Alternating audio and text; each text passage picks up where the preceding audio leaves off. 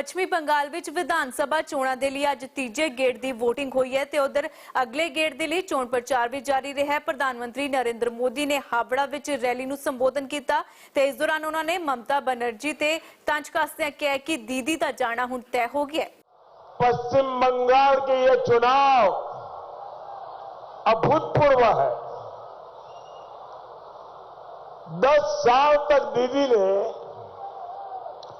यहां जिस तरह विश्वासघात किया, उसका जवाब इस बार उन्हें बराबर बंगाल की जनता दे रही है। दीदी के तोलाबाज, सिंडिकेट, अन्याय, अत्याचारी और हत्याचारी सरकार से हर कोई परेशान है। बंगाल और नंदीग्राम ही नहीं, बल्कि दीदी से तो आप नंदी भी अपनी नाराजगी खुलकर जताने लगे हैं।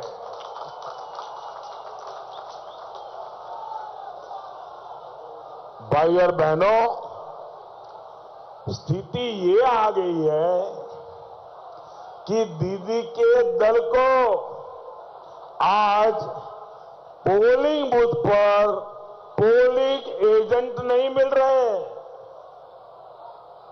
कुछ दिन पहले तक दीदी चुनाव आयोग पर,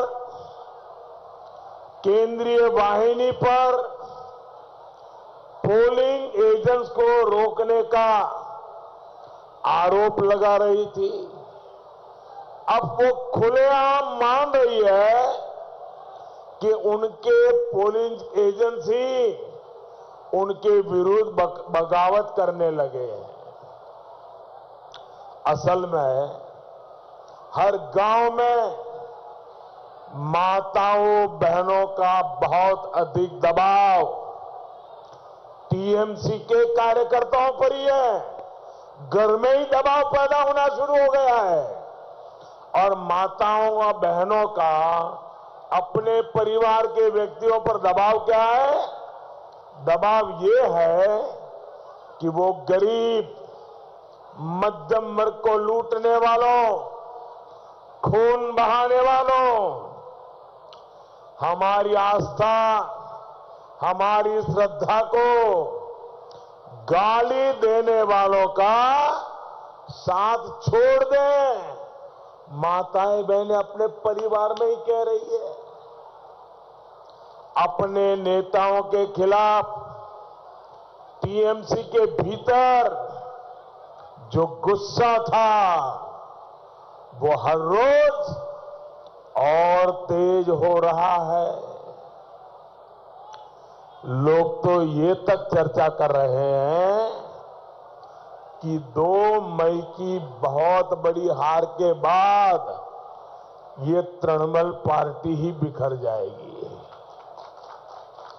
टी उधर जाएगा, एम उधर जाएगा, सी उधर जाएगा। भाइयों और बहनों, आज मैं हावड़ा की भूमि पर ऐसे समय पर आपके बीच उपस्थित हूं जब बीजेपी का स्थापना दिवस है। बीजेपी की स्थापना के प्रेरणा पुंज है इसी धरती पर जन्म लेने वाले डॉक्टर श्यामा प्रसाद मुखर्जी। डॉक्टर मुखर्जी कहते थे कि शासन राज करने के लिए नहीं, बल्कि नागरिकों के सपने पूरे करने का माध्यम होता है। यही तो आशोल परिवर्तन है जो पश्चिम बंगाल को चाहिए, जिसके लिए 2 मई के बाद बनने वाली बीजेपी की डबल इंजन की सरकार प्रतिबद्ध है।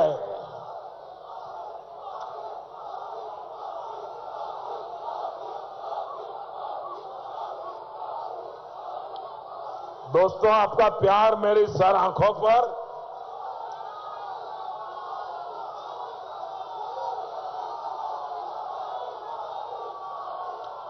आज इस बार बंगाल के हर कोने में जिस प्रकार से आशीर्वाद की वर्षा हो रही है,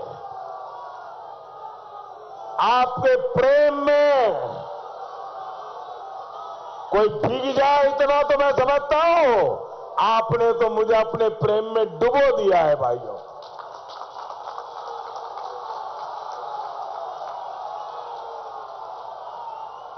भाई और बहनों, हावड़ा सहित पूरे पश्चिम बंगाल का उन्नयन, यहां का डेवलपमेंट, यहां के जल संसाधन, यहां के शिल्प, यहां के कृषक, इनको प्रोत्साहित करने से ही संभव है।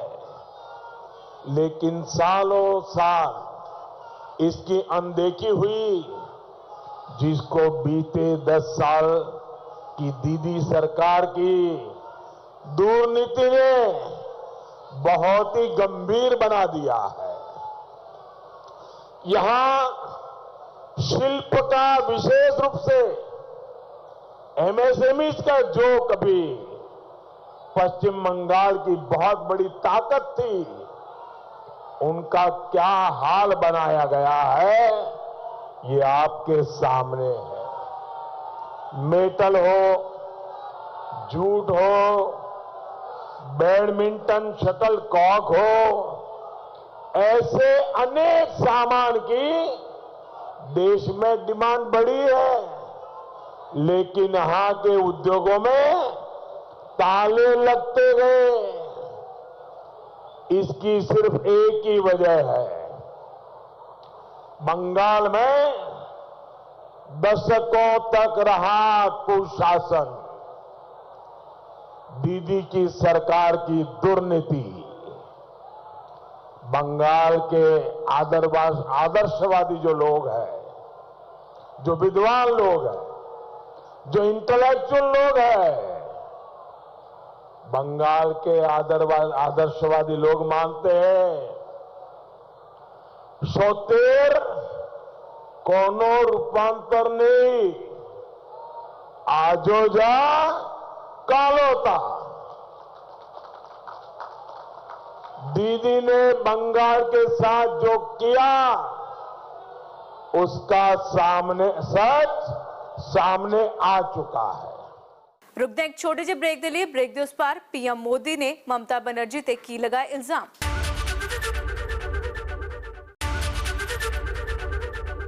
प्रधानमंत्री नरेंद्र मोदी ने इस दौरान ममता बनर्जी ते इल्जाम लगाउंदियां कहा कि ममता बनर्जी ने 10 साल तक बंगाल के लोगों के नाल विश्वासघात किया है ते हुण लोग इसका जवाब देंगे। इसलिए आज बंगाल की जनता को दीदी धमकी दे रही है। दीदी कहती है, आमरा देखो नेबो, कहती है ना, आमरा देखे नेबो। हम बंगाल के सभी भाई बहनों से बड़ी विनम्रता पूर्वक उनकी सेवा करने का अवसर मांग रहे हैं। दीदी बोलेन, आमरा देखे नोबे। दीदी बोलेन, आमरा देखे नेबो। बीजेपी बोले, आमरा सेवा करबो। बीजेपी बोले, आमरा सेवा करबो। साथियों, दीदी को बंगाल के भाई बहन नहीं दिखाई देते, उन्हें तो बस वोट दिखाई देता है, वोट। वो आप पर पैसा लेकर रैली में आने का इल्जाम लगाती है। मैं जरा आपसे पूछना चाहता हूं, क्या आप पैसे लेकर के आए हैं क्या? जरा जोर से पूरी ताकत से बताओ ताकि दीदी को सुनाई दे। आप पैसे लेकर के आए हो क्या? क्या आपको यहां आने के लिए बाद में पैसा मिलने वाला है क्या? क्या दीदी ने आपका अपमान किया कि नहीं किया? आपको बदनाम किया कि नहीं किया? आपके ऊपर गलत आरोप लगाया कि नहीं लगाया? इस दीदी पर आपको गुस्सा आता है कि नहीं आता है? दीदी को सजा करोगे कि नहीं करोगे? पक्की सजा करोगे? पोलिंग बूथ जाकर कमल पे बटन दबा करके दीदी को ऐसी सजा करो ताकि वो फिर से कभी आप पर ऐसे गंदे आरोप न लगाए। दीदी तो यहां तक बोल गई, वो आप पर पैसा लेकर वोट देने का इल्जाम लगाती है। क्या आप पैसा लेकर के वोट देते हैं क्या? आप वोट बेचते हैं क्या? क्या आप वोट बेच करके पेट भरते हैं क्या? क्या आप ऐसी स्थिति में है क्या? क्या ये दीदी आपका अपमान कर रही है कि नहीं कर रही है? ये टीएमसी आपका अपमान कर रही है कि नहीं कर रही है? ये चुनाव में चुन चुन करके हिसाब लीजिए, लेंगे ना? दीदी में इतना अहंकार हो गया है कि वो बंगाल के हमारे वोटर भाई बहनों को अपनी जागीर समझने लगी है। दीदी ने बंगाल की जनता के लिए ही कहा था, मैं याद कराता हूं, दीदी ने बंगाल की जनता के लिए क्या कहा था? जे गोरू दूध दाए तार लातियों खेते हो। याद है ना दीदी? दीदी याद है ना? आपको याद है ना? आपको याद है ना? दीदी और उनके अपराधियों ने बंगाल की जनता को त्रस्त किया है, निचोड़ दिया है। सम्माननीय आदरणीय दीदी,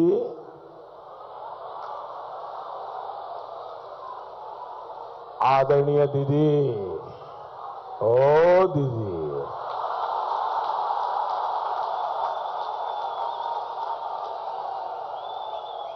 दीदी, ओ दीदी, कितना विश्वास किया था बंगाल के लोगों ने आप पर। आपने बंगाल के लोगों का विश्वास तोड़ दिया। आपने बंगाल के भावुक लोग हैं, इमोशनल लोग हैं, आपने बंगाल के लोगों का दिल तोड़ दिया। दीदी, आपने बंगाल के लोगों का दिल तोड़ दिया। लेकिन दीदी, आप याद रखिए, दीदी आप याद रखिए, पापेर धन प्रायश्चिते जाए। पापेर धन प्रायश्चिते जाए। कोयला धुले मोयला जाए ना।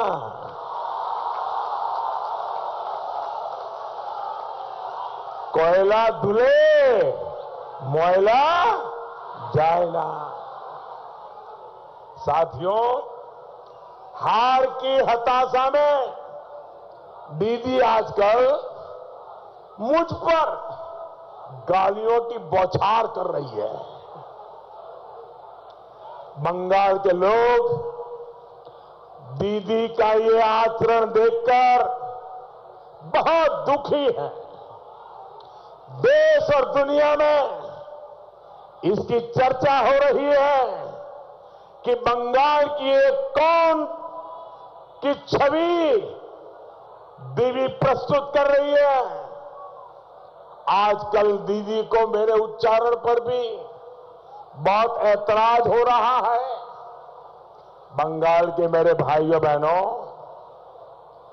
आपको एक जानकारी बताता हूं, आपको अच्छा लगेगा सुनकर के। बताऊं?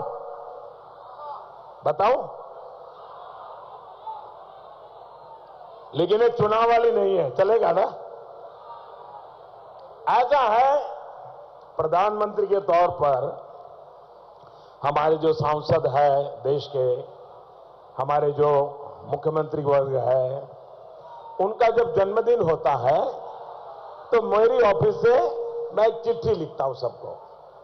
और मैंने प्रधानमंत्री बनने के बाद पहले तो अंग्रेजी में चिट्ठी चली जाती थी, मैंने आने के बाद हर एमपी को उसकी मातृभाषा में मैं चिट्ठी लिखता हूं, मुख्यमंत्री को भी उसकी मातृभाषा में चिट्ठी लिखता हूं। अब ये परंपरा मैंने शुरू की है, लेकिन इसका मतलब ये नहीं कि मुझे हर भाषा का बहुत ज्यादा ज्ञान है। इसका सीधा साधा अर्थ यह है कि मेरा हर भाषा के प्रति सम्मान है, इसलिए मैं ऐसा करता हूं। जब मैंने दीदी को बांग्ला भाषा में जन्मदिन की बधाई दी तो उन्होंने मुझे गुजराती में जवाब दिया, और मुझे इतना अच्छा लगा कि यही सच्चे अर्थ में भारत की विशेषता है।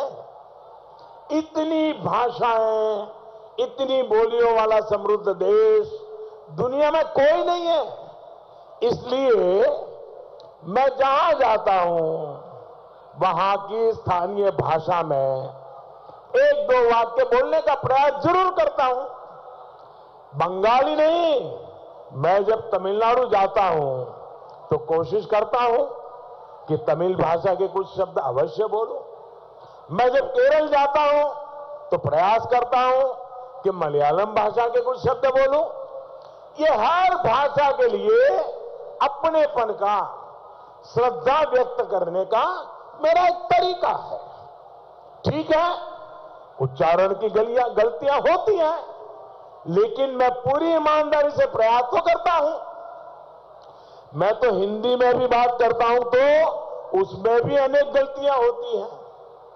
मुझे पता है मेरे बांग्ला उच्चारण में भी बहुत सारे दोष होते हैं, बावजूद इसके मैं बांग्ला शब्द, बांग्ला वाक्य बोलता हूं, क्योंकि मैं बांग्ला का बहुत सम्मान करता हूं। ਸਮਾਂ ਇੱਕ ਹੋਰ ਛੋਟੇ ਜਿਹੇ ਬ੍ਰੇਕ ਦੇ ਉਸ ਪਾਰ ਪੀਐਮ ਮੋਦੀ ਨੇ ਕੀਤਾ ਜਿੱਤ ਦਾ ਦਾਅਵਾ।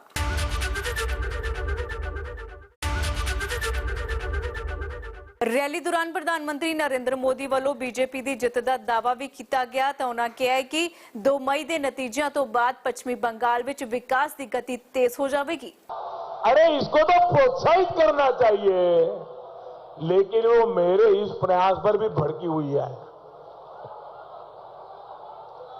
साथियों, सोनार बांग्ला आचरण से बनेगा, साफ नीयत से बनेगा, सही नीति से बनेगा। बांग्लार आचरण हलो পরিচ্ছিন্ন ব্যবহার, বাংলার আচরণ হলো মানব প্রেম ও দেশ প্রেম। বাংলার আচরণ হলো সত্যতার প্রতি নিষ্ঠা। বাংলার আচরণ হলো সেবা, त्याग ও बलिदान। साथियों, हावड़ा सिर्फ पश्चिम बंगाल की नहीं बल्कि पूरी दुनिया में भारत की पहचान का एक बड़ा प्रतीक रहा है।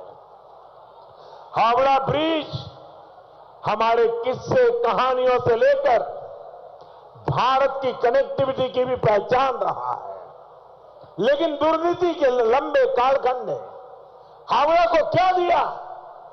सिर्फ और सिर्फ दुर्दशा। दिधीर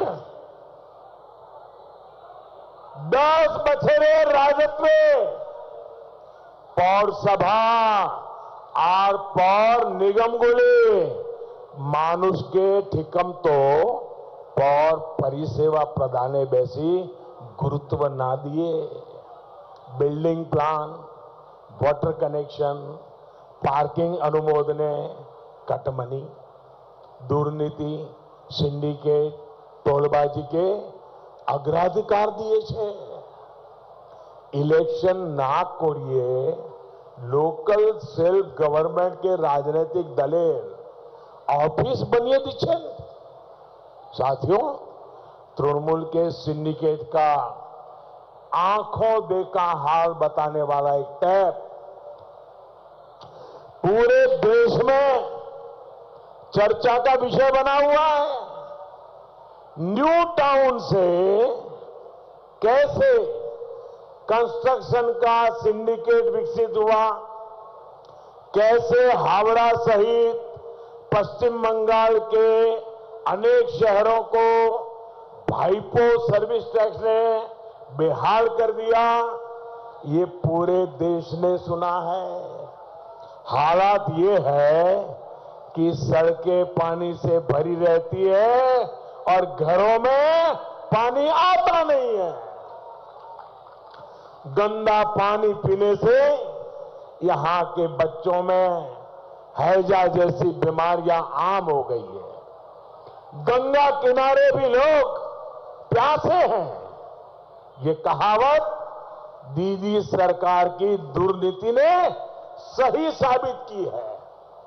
केंद्र सरकार ने यहां के सीवेज सिस्टम को ठीक करने के लिए पैसा भेजा, लेकिन वो भी सिंडिकेट की भेंट चढ़ गया।